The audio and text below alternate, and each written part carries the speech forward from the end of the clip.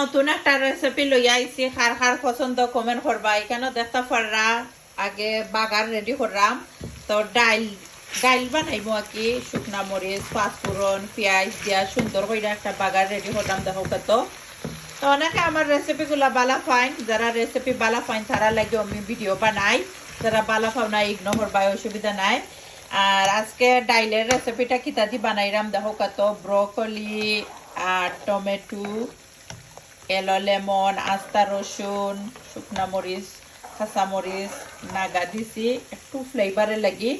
তো ফুল রেসিপি দেখতে ভুলবা না, আমার ইউটিউব চ্যানেলও তৈমু সুভাষ ব্লগ ইউকে ইউটিউব চ্যানেলও ফুল রেসিপি দেখতে পারবা। আমার অনেক সিস্টার অ্যান্ড ব্রাদার আছে ফুল রেসিপি দেখতে চাই।